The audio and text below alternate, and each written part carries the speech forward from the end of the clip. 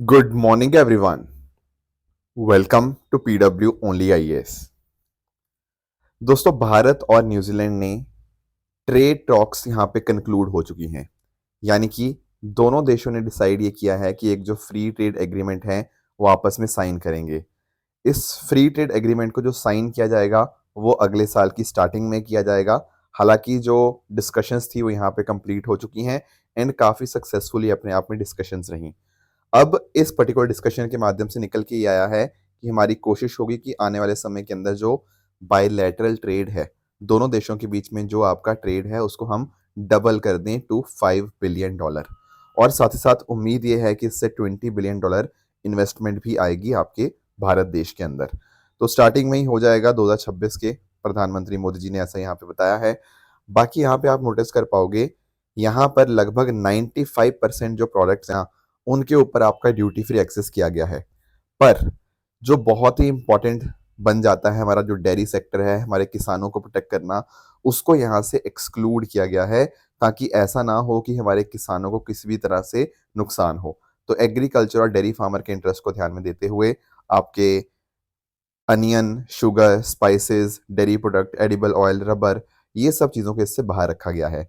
बाकी इसके अलावा ना, जो न्यूजीलैंड होगा वो हर साल 5,000 एम्प्लॉयमेंट वीज़ा टेम्परेरी बेसिस के ऊपर देगा एंड इसके माध्यम से जो हमारे एक्सपर्ट्स होंगे वो वहाँ पर रह पाएंगे up to for a time period of 3 years. इसमें आपके आयुष मंत्रालय के अंदर जो प्रैक्टिशनर्स हैं, ठीक है, योगा इंस्ट्रक्टर्स हो गया, आपके म्यूजिक टीचर्स हो गया, आईटी इंजीनियर्स हो गया, हेल्थ केयर, एजुकेशन सेक्टर में काम करने वाले लोग, ये सारे लोग यहाँ पे अप टू 3 साल तक यहाँ पे न्यूजीलैंड जाके वहाँ पे रह सकते हैं और काम कर सकते हैं।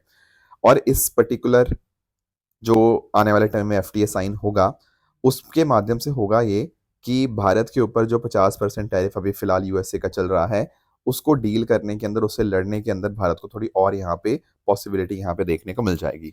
तो ये कुछ बातें थी भारत और न्यूजीलैंड के एफटीए के बारे में जो हमें यहाँ पे अंडरस्टैंड करनी थी। दोस्तों, डेट है आज की 23 दिसंबर 2025 एंड आप सभी का स्वागत है आज के प्रीलिम बूस्टर न्यूज़ डिस्कशन में।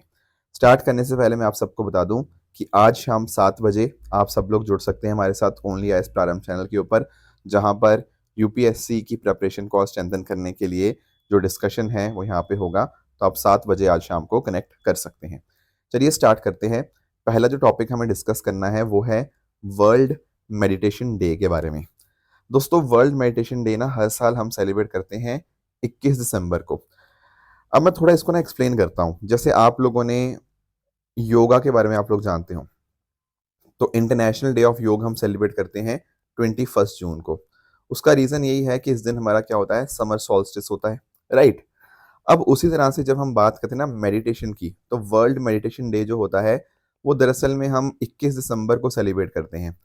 देखो, एक्चुअली अगर मैं बात करता हूँ ना विंटर सॉल्स्टिस की, तो विंटर सॉल्स्टिस कभी 21 को या फिर 22 दिसंबर को फॉल करता है, राइट। तो हर साल अलग अलग दिन होता है, पर 21 या 22 दिसंबर को होता है।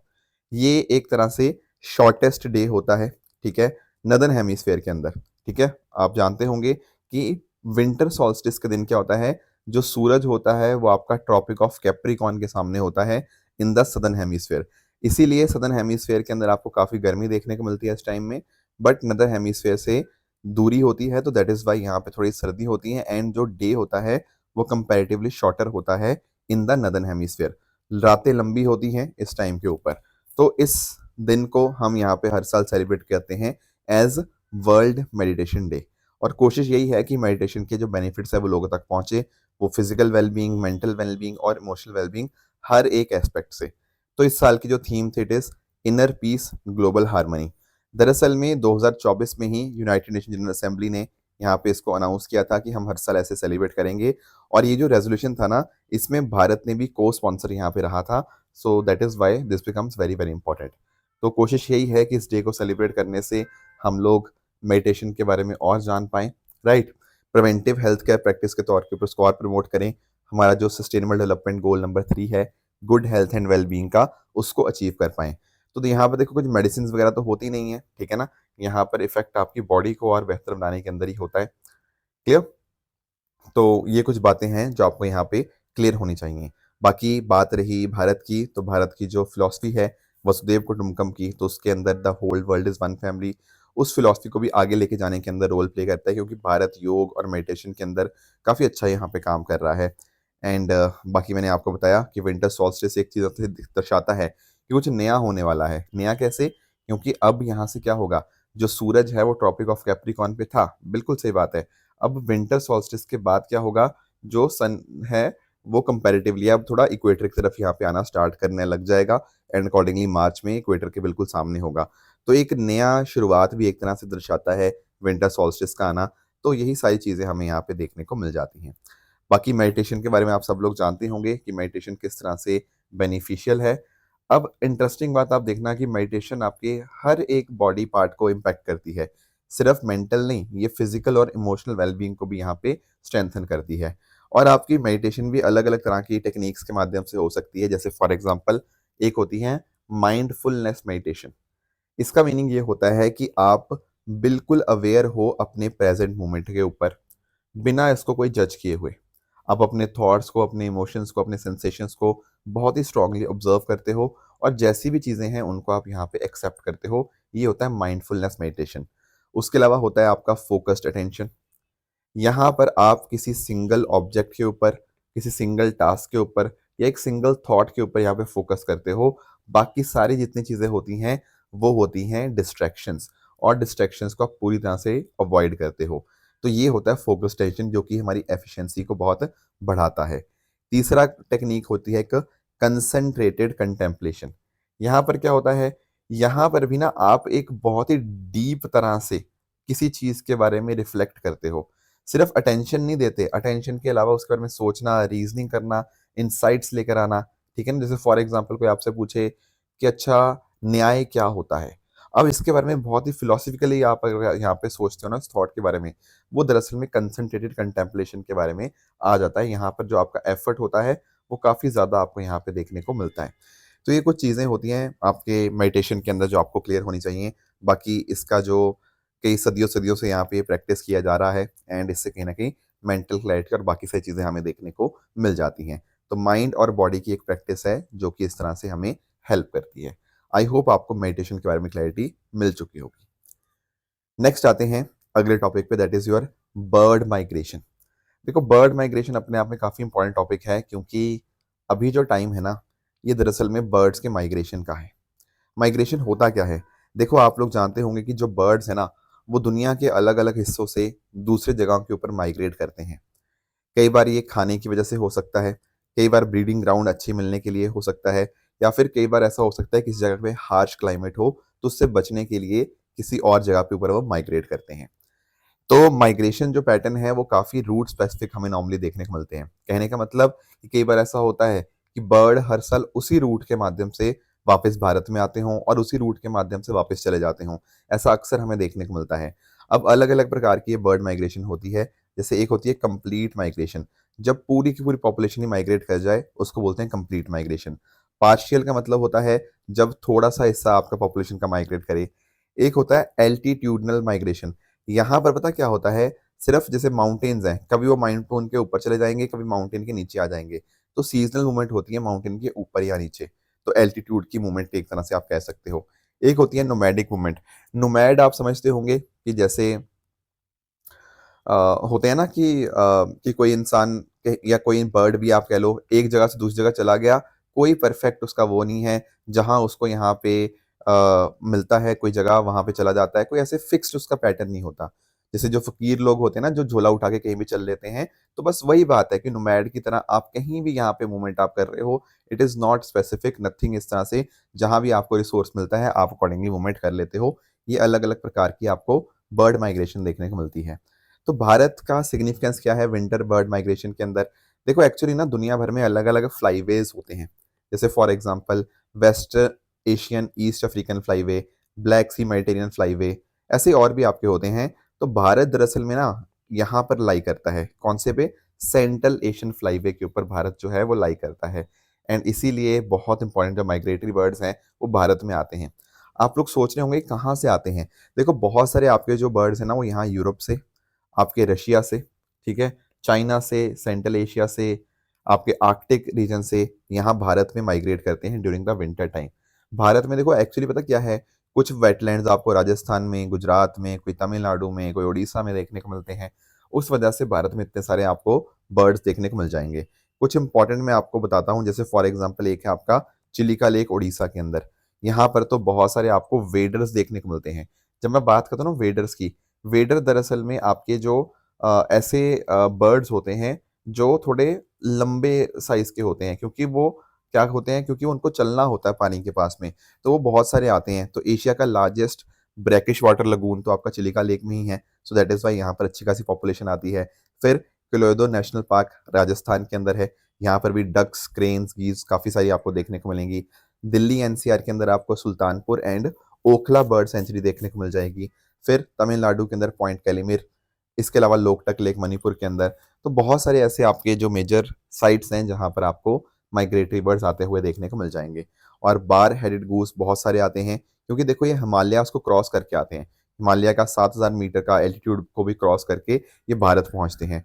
फिर उसके अलावा आपका डी मॉइसिल जो क्रेन होती है, ये सेंट्रल एशिया से पेनिनसुलर इंडिया में पहुंचती है। इसके अलावा भी देखो आर्कटिक टर्न हो गया।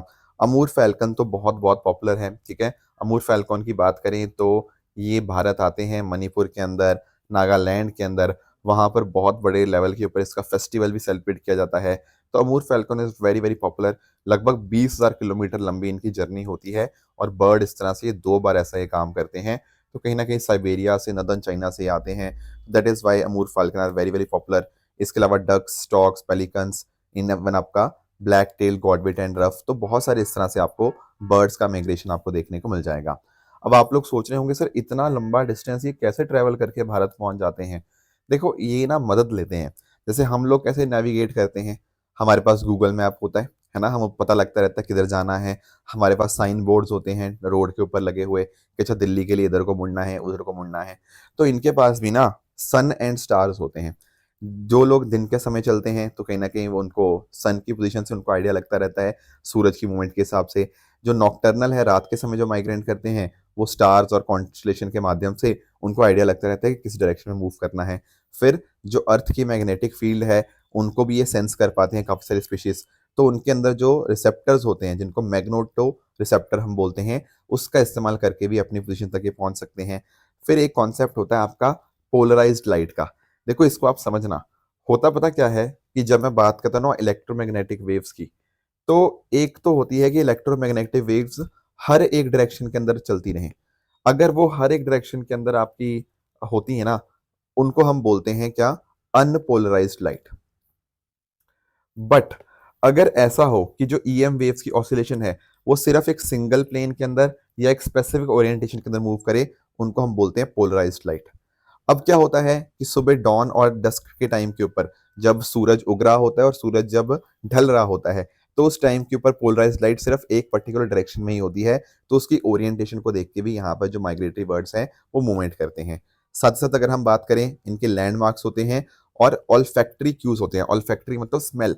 तो स्मेल का जायजा लेकर भी ये अपनी माइग्रेशन देखते हैं। उसमें river, coast line, mountain smell, ये सारी चीज़ें इनको मदद करती हैं अपने माइग्रेशन को, रूट को अच्छा करने के लिए। इसके साथ साथ हमारे ने बहुत सारे एफर्ट्स लिए हैं हमने कंजर्वेशन के लिए। जैसे फॉर एग्जांपल रामसर कन्वेंशन के माध्यम से बहुत सारे वेटलैंड को प्रोटेक्शन मिलती है, और वहाँ पर आपके माइग्रेटरी बर्ड्स भी आते हैं। फिर central Asian flyway action plan भी है। यहाँ अलग अलग देशों के साथ मिलकर हम कोलैबोरेट कर रहे हैं ताकि माइग्रेटरी बर्ड स्पीशीज को किसी प्रकार की कोई दिक्कत ना हो।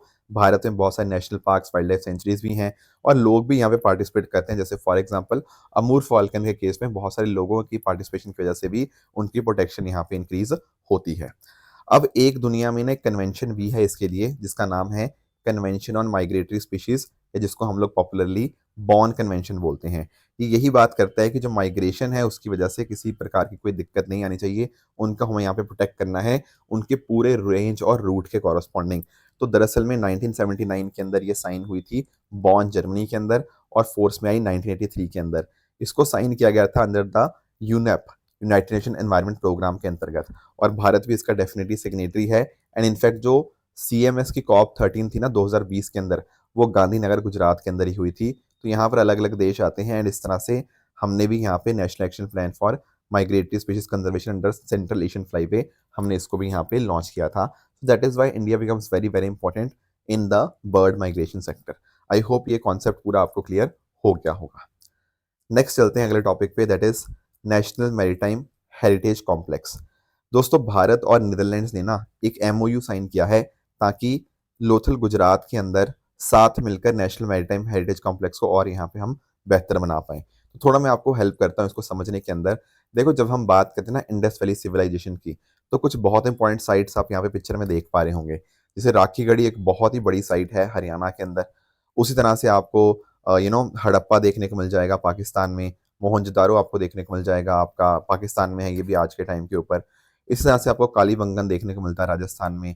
धोलावीरा आपको गुजरात में देखने को मिल जाएगा, वेरी वेरी इंपॉर्टेंट। ये तो यूनेस्को वर्ल्ड हेरिटेज साइट भी है धोलावीरा। बट उसी तरह से आपको यहाँ पर लोथल सिटी आपको यहाँ पे देखने को मिल जाती है।